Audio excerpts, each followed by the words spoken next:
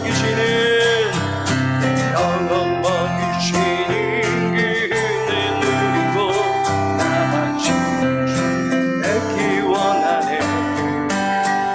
주는 저 산 밑에 welcome 나의 삶은 나 위에 빛 것이 없도다. 주님 다시 오실 때까지 나는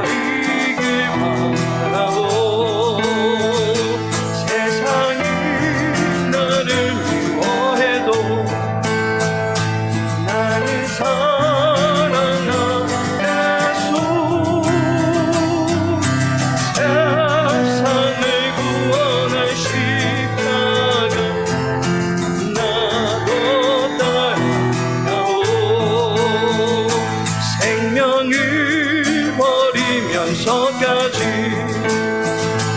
나를 사랑한 당신 이 작은 나를 받아주오 나도 사랑하오. 함께 기도합니다. 오늘 이 시간 나의 영혼을 받아주시옵소서. 참된 예배자로 세워주시옵소서. 내 안에 모든 부정함들을 제하여 주시옵시고 주님의 거룩함을 닮아갈 수 있는 복된 시간 되게 해달라고 함께 합심하여 기도합니다. 아버지 하나님, 주의 말씀 앞에 서고자 합니다. 우리 각 사람에게 임하여 주시옵시고 우리 모든 심령들에게 말씀하여 주시옵소서. 그 말씀 통하여 하나님의 마음이 무엇인지 분별할 수 있는 거룩한 지혜를 갖게 해 주시옵시고 이제 그 말씀 따라서 준행하며 나갈 때마다 우리의 모든 삶이 변화되어진 역사가 나타나게 해 주시옵시되 하나님의 거룩한 영광을 전하며 살아갈 수 있는 귀한 삶이 되어 주시도록 도와주옵소서.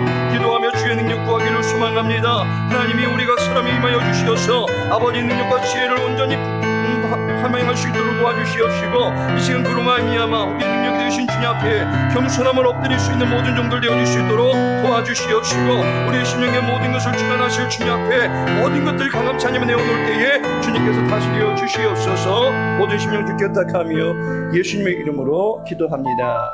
아멘. 시편 73편입니다.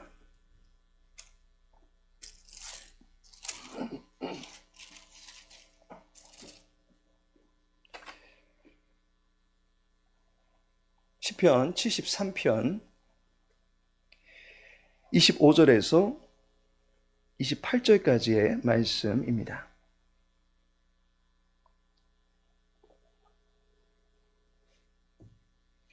(25절에서 28절까지의) 말씀 함께 읽겠습니다.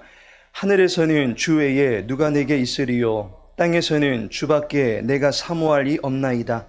내 육체와 마음은 쇠약하나 하나님은 내 마음의 반석이시요 영원한 분기시시라. 무릇 주를 멀리하는 자는 망하리니 음녀같이 주를 떠난 자를 주께서 다 멸하셨나이다. 하나님께 가까이함이 내게 복이라. 내가 주 여호와를 나의 피난처로 삼아 주의 모든 행적을 전파하리이다. 아멘. 그리스도를 본받아 46번째 시간입니다. 제3부 8장 하나님 앞에 선 인간, 하나님 앞에 선 인간이란 제목으로 말씀 나누고자 합니다. 조선시대의 거상 임상옥이란 분이 계셨습니다. 예전에 드라마로 소개된 인물이기도 합니다.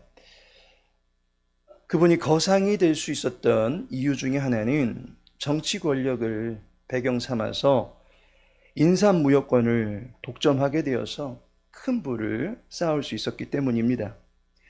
그는 조선시대 때 삼품벼슬에 귀성부사위까지 오르면서 왕을 보필하게 됩니다. 하지만 그 권력과 재물을 자신을 위하여 사용하려 하기보다는 무엇을 위하여 또한 누구를 위하여 이 재력을 사용해야 할까 늘 고민했던 인물입니다. 바로 그 점이 그가 졸부가 아닌 거부요 거상이었다라는 평가를 내리게 되는 것입니다. 큰 장사꾼은 이를 좇지 않고 의를 좇는다라고 하는 상도 정신으로 막대한 부를 빈민과 수재민을 구제하는 데 사용했고 의로운 자선 사업을 사용하는 데 힘을 썼습니다.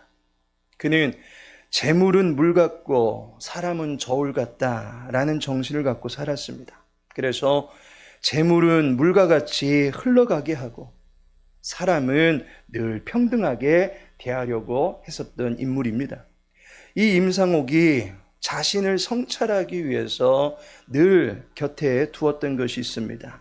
자신의 처신을 두고 늘 생각했던 것이 바로 이 계영배라고 하는 술잔입니다.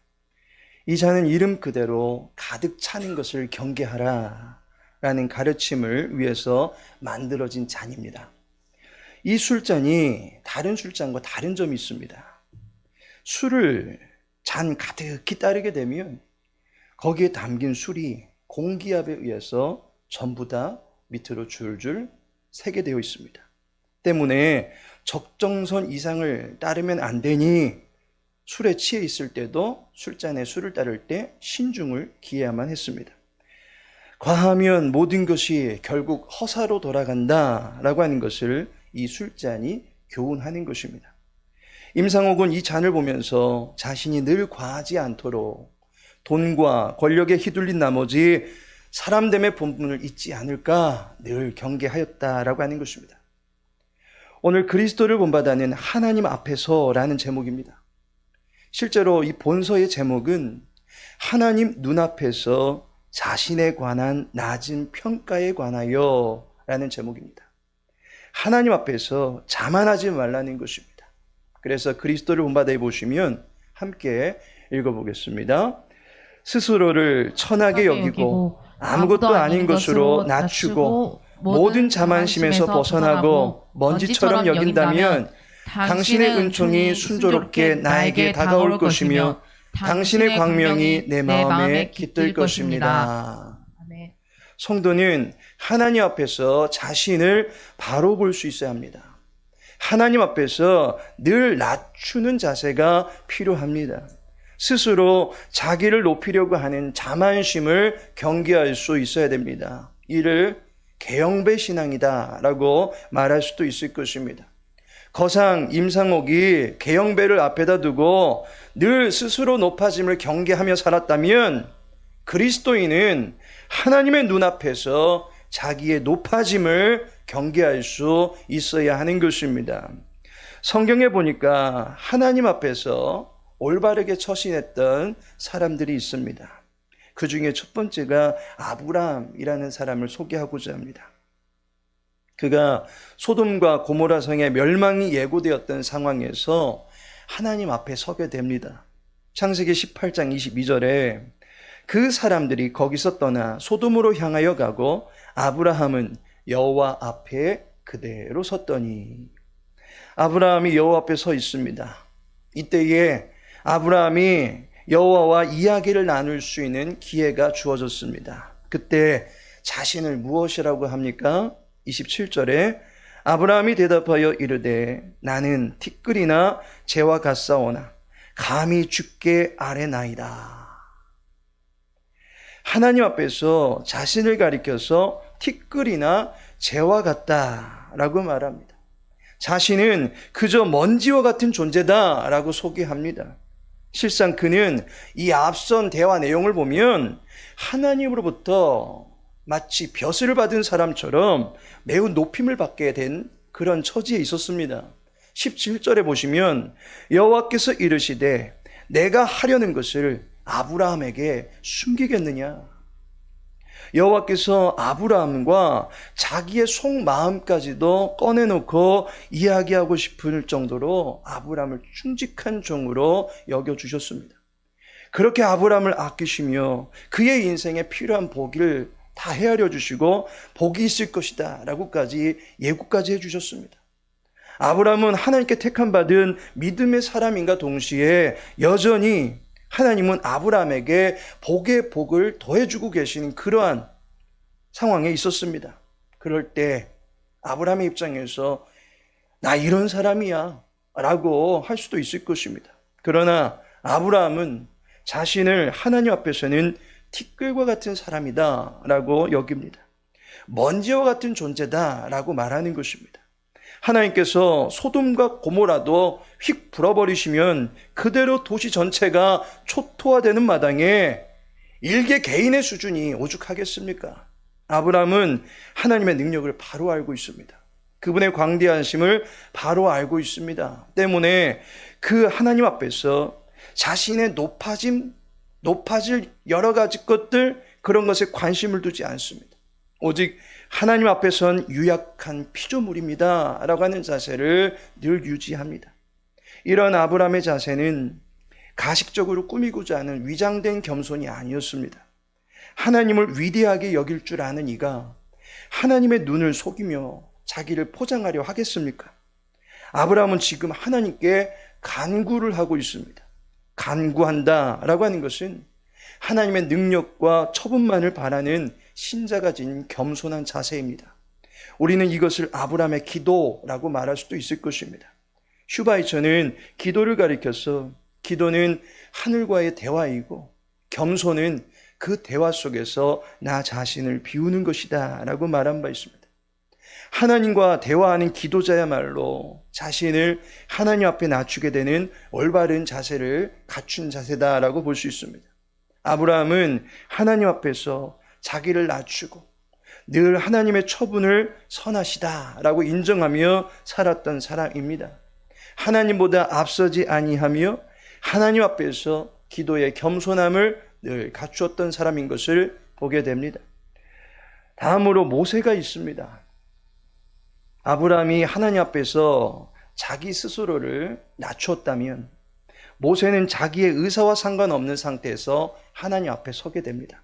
출애굽기 3장 4절과 5절에 보면 여호와께서 그가 보려고 돌이켜 오는 것을 보신지라 하나님이 떨기나무 가운데서 그를 불러 이르시되 모세야 모세야 하시매 그가 이르되 내가 여기 있나이다.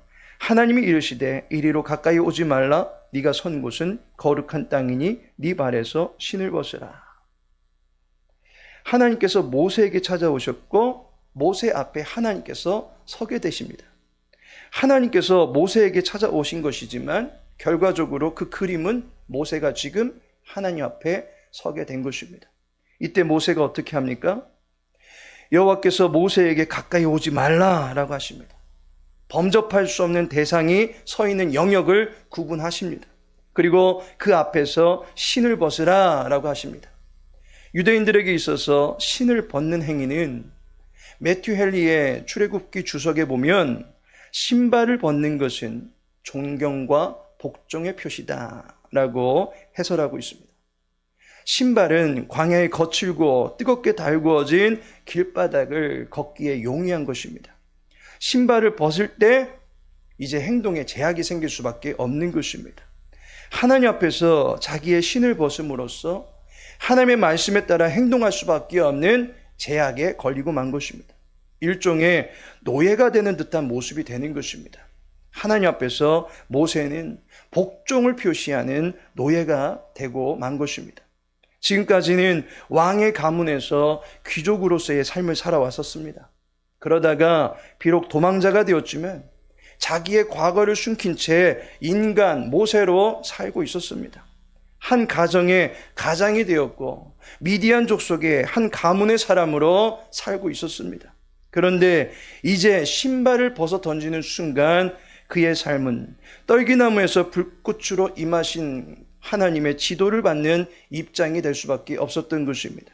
모세는 하나님 앞에 종과 같은 처지가 되었다라는 것입니다.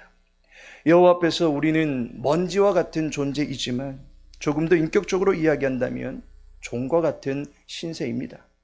종이 주인보다 높지 못하다라고 하는 것은 당연한 이치일 것입니다. 하나님 앞에서 자기 스스로를 높이 평가할 수 있는 사람 한 사람도 없다는 것을 알게 됩니다. 결과적으로 인간은 여호와 앞에서 자기의 실상을 바로 볼 수 있어야 합니다. 하나님 앞에 선 인간의 실체, 바로 그 실체는 어떠한 것입니까? 하나님 앞에 서게 된 인간은 그림자에 불과할 뿐이다 라는 것입니다. 여호와 앞에서 우리가 가진 것은 그저 그림자 수준에 불과합니다. 이솝우화에 나오는 이야기입니다. 늑대가 길을 걷고 있습니다. 해가 뉘엿 저무는 상황에서 길바닥에 기다랗게 쭉 뻗어 있는 자기의 그림자를 보게 됩니다. 그림자 크기만 보면 엄청나게 커다란 짐승인 줄로만 알 것 같습니다. 사자도 이 그림자만 보면 기겁하여 도망칠 것 같다라는 생각이 들었습니다. 자기의 그 그림자를 보면서 늑대는 자기 만족에 심취해 있었습니다. 그림자가 우람해 보이고 늠름해 보인다라고 스스로 만족했습니다. 그런데 그 순간 뒤에서 사자의 울음소리가 들립니다. 그러자 늑대는 자기의 그림자에 심취하기를 멈추고 정신을 차리게 됩니다. 그림자가 아무리 길고 크다 할지라도 그것은 허상입니다. 허영입니다. 자기의 본 모습이 아니란 말입니다. 그리스도를 본받아 보면 함께 읽어보겠습니다. 자만심은 아무리 작은 것이라도 모두 나 자신이 아무것도 아니라는 계속 속에 휩쓸어 넣어 영원히 소생하지 못하게 해야 할 것입니다. 계곡 속에 휩쓸어 넣어 영원히 소생하지 못하게 해야 할 것입니다. 라고 말하고 있습니다. 인간이 가지고 있는 그 모든 것들은 그림자에 불과합니다. 그림자의 길이나 크기를 가지고 허세를 부리려고 하는 것, 그것이 바로 자만심입니다. 인간은 고작 그림자 수준밖에 되지 않는 것들로 자기가 엄청나게 위대한 것처럼 착각하며 살고 있다는 것입니다. 하지만 하나님은 그 그림자의 길이나 크기에 현혹되시는 분이 아니십니다. 나의 실체를 그대로 보실 수 있는 분이십니다. 아브라함도 모세도 실상 나보다 위대한 믿음의 사람들이었음에도 불구하고 하나님 앞에서 먼지가 되고 종이 된 것을 보게 됩니다.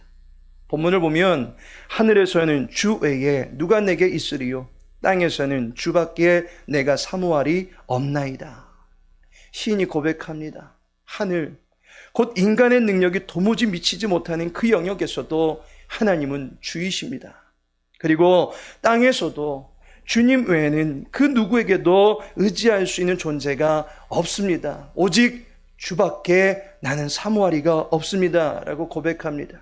하물며 하늘 위로 손조차도 닿지 않는 내가 높으면 얼마나 높겠습니까? 하나님은 그 모든 영역의 주관자이십니다.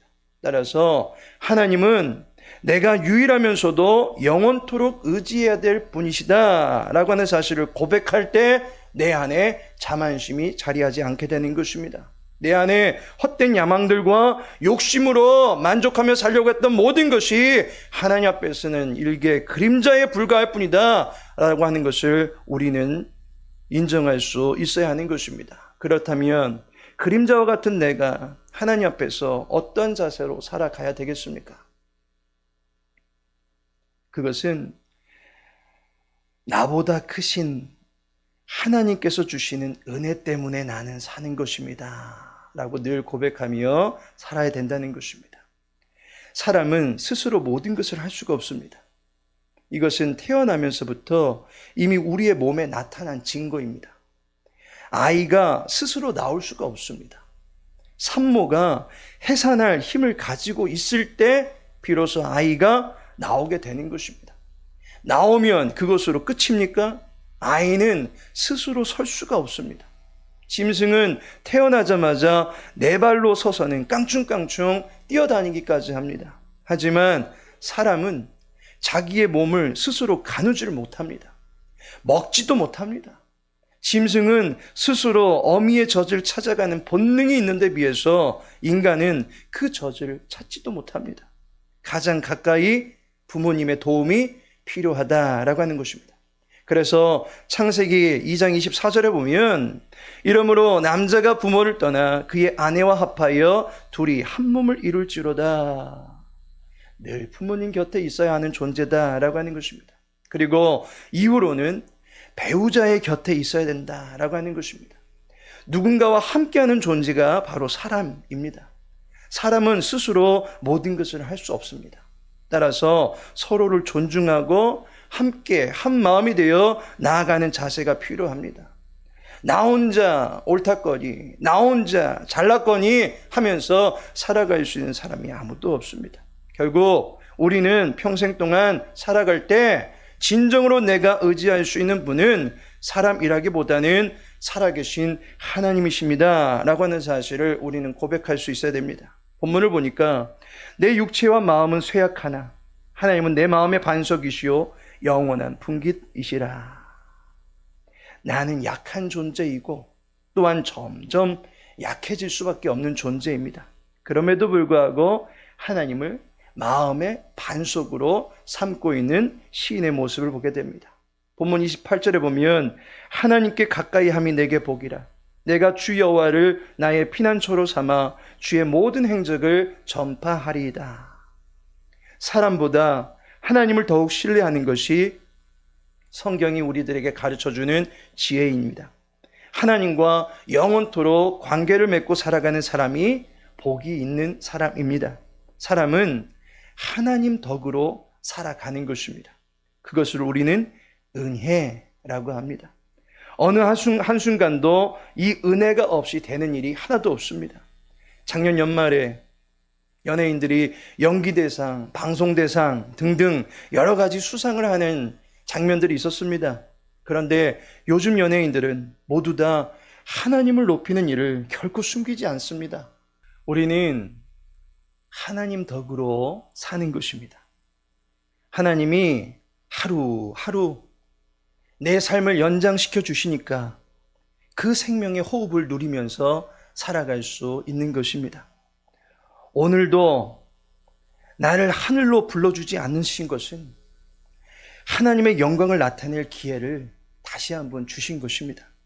내가 위대해서가 아니라 나를 통해서 주님의 능력을 교회와 세상에 나타내사 나로 하여금 하나님이 나와 함께 하신다라고 하는 그 진리를 믿게 만드시려고 하는 것입니다. 하나님이 우리를 도우사 우리의 믿음을 더해 주십니다. 우리는 그것을 하나님의 은혜라고 합니다. 그런데 이 은혜가 내가 스스로 잘해서 잘나서 살아가는 것이 아니라 오직 하나님의 은혜입니다 라고 우리는 고백하면서 살아갈 수 있어야 하는 것입니다. 본문 27절에 보면 무릇 주를 멀리하는 자는 망하리니 음녀같이 주를 떠난 자를 주께서 다 멸하셨나이다 라고 말하고 있습니다. 하나님 없이 우리는 설 수 없습니다. 성도는 하나님을 늘 인정하고 하나님 앞에서 모든 것이 은혜입니다 라고 고백하며 살아갈 수 있어야 됩니다. 성도는 은혜 주시는 하나님만을 따라가야 합니다.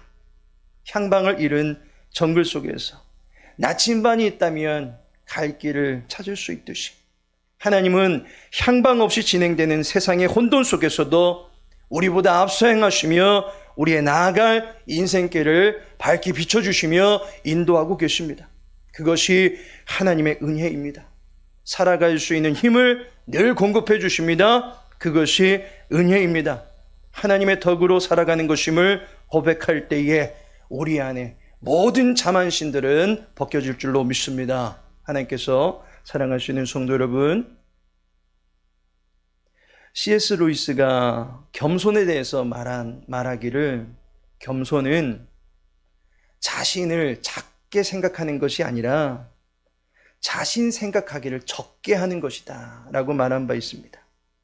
그리고 누구를 더 많이 생각하라는 것입니까? 늘 하나님을 생각하라는 것입니다. 진정한 계영배는 나보다 높으신 여호와를 더 생각하는 것입니다. 내 앞에 계신 하나님을 늘 인정하며 삶의 모든 순간에 하나님의 은혜입니다 라고 고백하며 살아갈 수 있는 주님의 권속들 되시기를 예수님의 이름으로 축복합니다. 시간 함께 찬양합니다.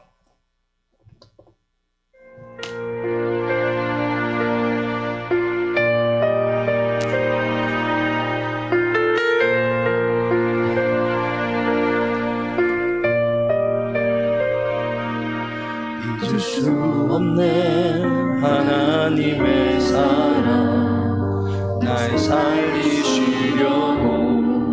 주신 생명 내 십자가 지고 오르신 갈보리 언덕 날 향한 사랑 때문에 나는 보았네 그분의 십자가 날 구하시려고 흘린 사랑 나를 바라보시며 흘리신 용서의 눈물 날 향한 사랑 때문에 우리 때문에 생명 주셨고 우리 때문에 공헌하셨네 우리 때문에 갈보리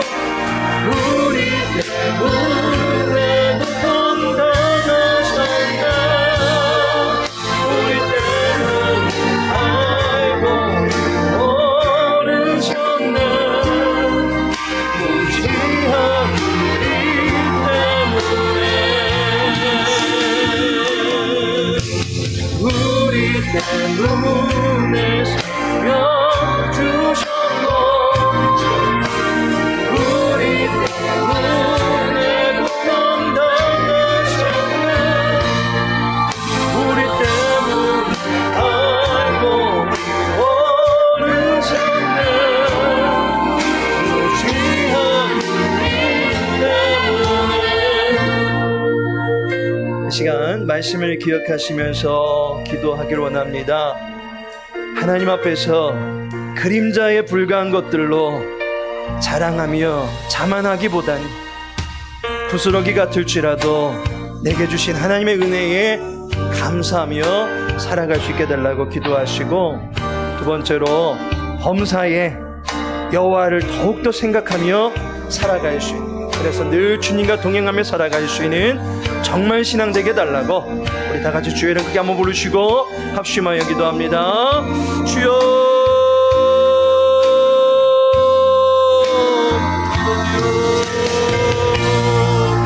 주여, 우리 자신을 맡기기를 원합니다.